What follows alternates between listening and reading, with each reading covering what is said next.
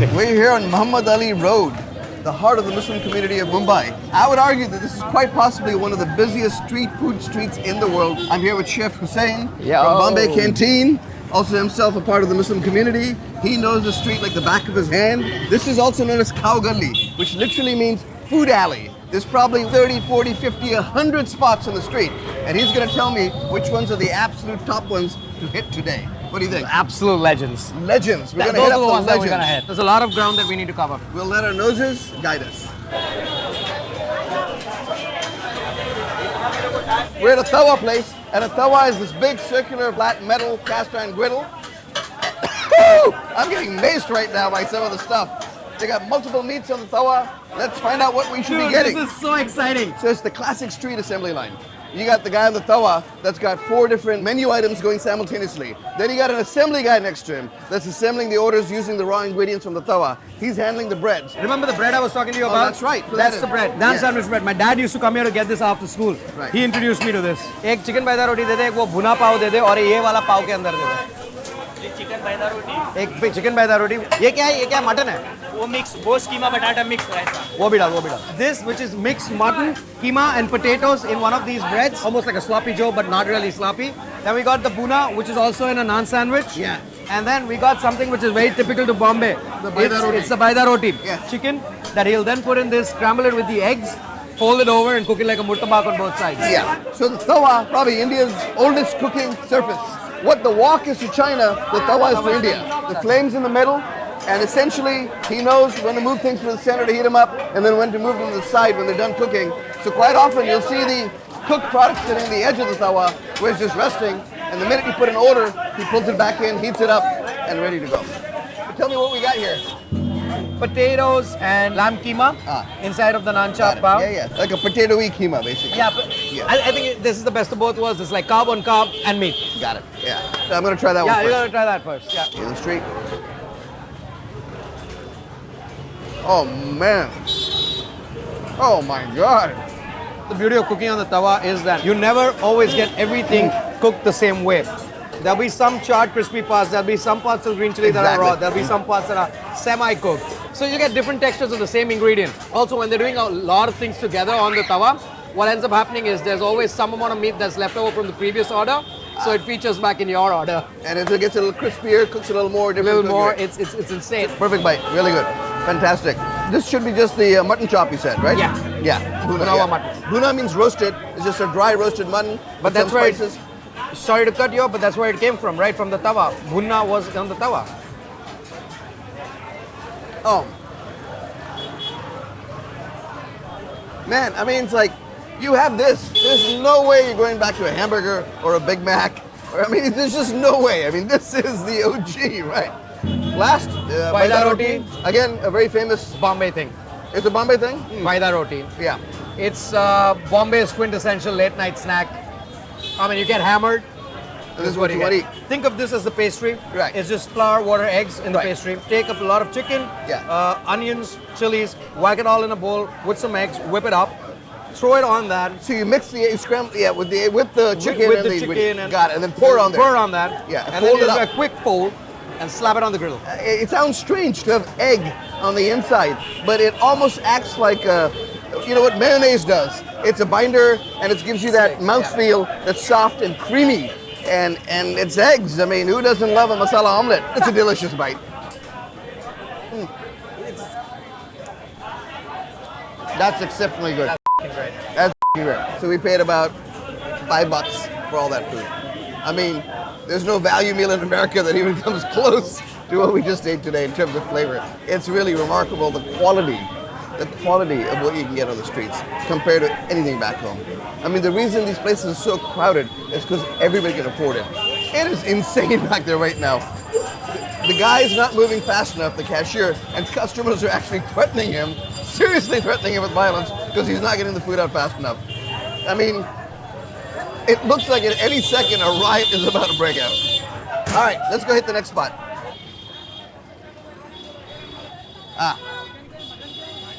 Oh my God, look at this. Yes. So they're mutton kebabs that are mixed with a whole bunch of spices, a little bit of bread, I guess, to bind it, because when you eat it, you'll know. Yep. This is a people's dish, right? Yeah. And they give you a whole bunch of it. So it kind of gives you the flavor of meat. Yeah. It soaks in the juices of the meat while it fries. The bread absorbs it all. Right. And it's just flavor packed in every Done. bite as you It's go. It's like popcorn shrimp. Yeah, it's except it's lamb. It's lamb, yeah. The tawa is almost filled. All the fat pools in on one side. These guys shape it right here. They drop it in that. And then every time he needs to take them out, he just pushes them up. He's got a system, bro. He's got a system. And it's not too much of a fry, right? It's already cooked lamb. Whoa! Baby. All right. So each one of these balls is a little bit of mutton and probably some bread, probably some chickpea flour, a whole bunch of spices, maybe a little cilantro on the inside. So there's a lot of fennel, and a little whole fennel. cumin, crushed chilies, ginger garlic Oh my paste. God. But you know the texture, right? You can gauge from the texture that this 100%. It's just a tiny little nugget of heavenly meat. Here's the crazy part. This street is so street food that you can get a street snack while looking for street food. And that's exactly what this is. It's a Nihari o'clock. We need to get some Nihari. Where should we go? 100%. I know a spot down the road from here. We're here at Nihari Express. And traditionally you break your fast with Nihari. Nihari means empty stomach. Nihari is a meat stew which has been flavored with the marrow from the bone, the shank that goes in the Nihari, along with amazing aromatic spices. 6 to 7 hours this pot has been cooking. There's roughly 250 pounds of Nihari in here to feed all the people that are going to be showing up on the street. So it's been wrapped to retain heat. You notice there's a wet cloth sealing the lid and the handi, the base, and the bricks are weighing it down to make sure that all the heat, all the steam has been staying inside. Think of it as a Indian Dutch oven, if you will, just been cooked really low, really slow, so that the meat is literally falling off the bone. Oh my God, oh my God. It's still bubbling inside, and the smell is heady. It literally goes to your head. The shanks have been tied with a string. That way he can pull the shank out and get all the bones out of the nihari. Look at that. Look at that. That shank has been simmering in there for 7 hours, kind of like a beef broth on steroids. You want to get absolutely all the stock from the bones, but most importantly, the marrow from the bones to ooze out into the nihari. And when you get your plate of nihari, you'll see little bits of marrow floating on it. I mean, it is one of the most decadent dishes out there, and yet it's made every day for everybody in the street. This originally was food of the kings. What we're seeing today is the people's nihari. And all that fat has floated up to the top, what they call the rogan. So he's going to take the rogan, the fat, skim it off the top and separate it and put it in this bowl over here. Think of it as God's ghee. So now the meat's coming out.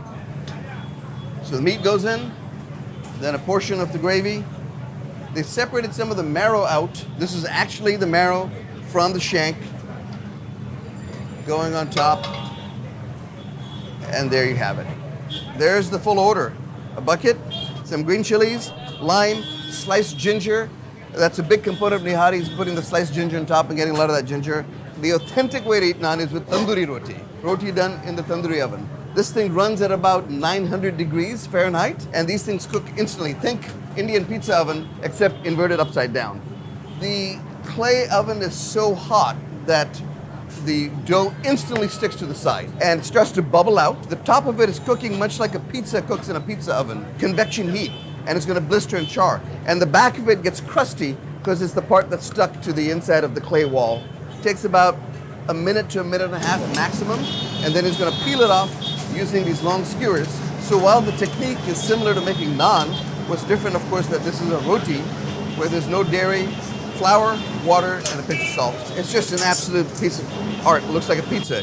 And on the backside, you've got sort of almost like a pizza crust, the crunchy bits. It's perfect texture-wise, the inside, the outside. Perfect for dipping, perfect for mopping, and traditionally enjoyed far more on the street than naan would be.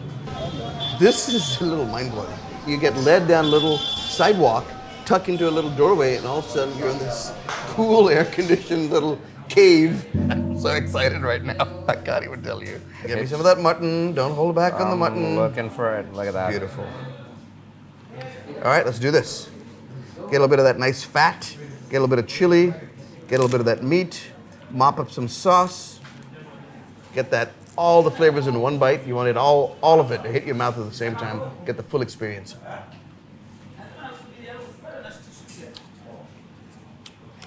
Get out. Get out of here. Get out. I can't. It's the marrow. It's the marrow. It's so creamy. But then in the background, all these lovely aromatic floral notes. Clove, the cardamom, the ginger. It's just one of these incredible, perfect bites. So that's the crusty bit, and then there is the softer bit. You leave the crustier bit in here to just soak while you eat the softer bits. And then that crustier bit soaks it all up. Right. That's flavor. That's flavor down right there. This has got to be one of the best bites in the city. All right, I'm going to shove this in my face and then wrap it up and get out of here and see what else Mohammed Ali Road has in store for us. There's one here. Woo-hoo! Now we're doing it. We are doing it, baby. Good, we did it right. We're doing it right. Ek bheja fry It's karte hain. bheja fry kar do. Goat brains. It's not just a shock value thing. It's both a delicacy and it's also a poor man's food. Every part of the goat was used. It's creamy, it's delicious. It's about to take a fresh goat brain and chop it up. What we got going on is onions, garlic paste, green chilies, all being sauteed in a little bit of oil. And once those get a little bit caramelized, he's gonna move the goat brains in, which he's doing right now, and start mashing and cooking it all together. This isn't the easiest thing to do. It's easy to overcook the goat brains. Yeah. Now he's adding his masalas. So he's got his masala dabba over here.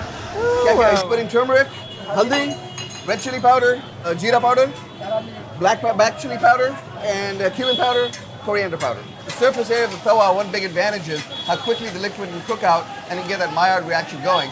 So he's basically making a pan sauce. Pan sauce, yeah. Yeah, exactly. Yeah. Scraping the bits of the Bits bottom. of the pan sauce into it. And you get that concentrated flavor now without anything burning. I know this show is about street food, but I swear to God, this is the most street.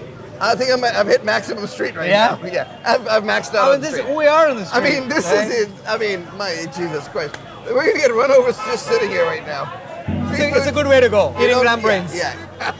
I mean, I'm excited. I'm not like, oh, I got to eat goat brains. This is probably going to be Delicious. And then hit it with some pyaz, onions. A pav for you, sir. Thank you, kind man. Pav for me. Go ahead and scoop it in here. I'm going to make a little keema pav, or in this case, a goat brain pav.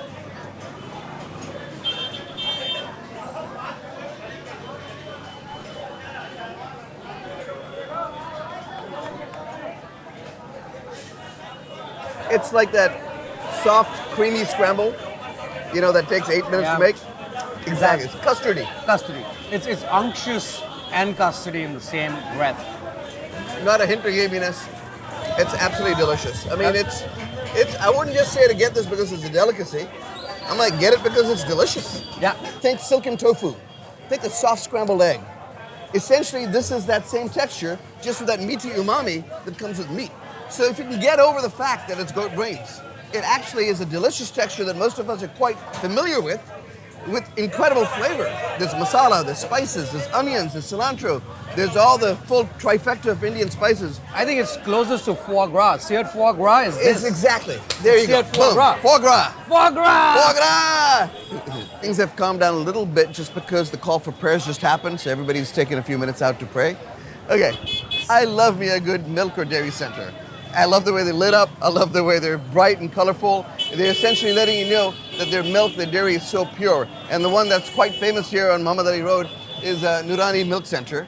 One of their specialties here is this firni, which is essentially a rice pudding that's made in a clay pot. So it's rice, milk cooked together and then set into these clay pots like this. What ends up happening is that the residual moisture in the pudding is absorbed by the clay pots. And it thickens and then inside. it thickens up and almost sets. So when you actually eat into it, it's like, how do I say, it's almost custody. Yeah. Moist. Yeah, moist. Chilled. So this is saffron? That's saffron. Yeah, I want the firni. Yeah, it's broken, overcooked rice. It's never. I can see that. Right, it's never the whole rice. Never the whole Yeah. rice. Ek khayenge hum. You want to have another one? Ah, you can have two. I'm having mine. Get the hell out of here. All right. Big budget.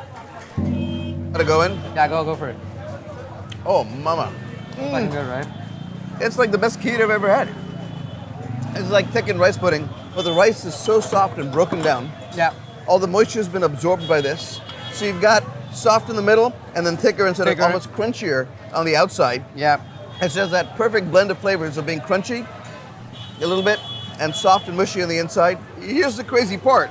This is just a clay coulard style little dish that's unglazed. So essentially when we're done, we can just throw it on the ground.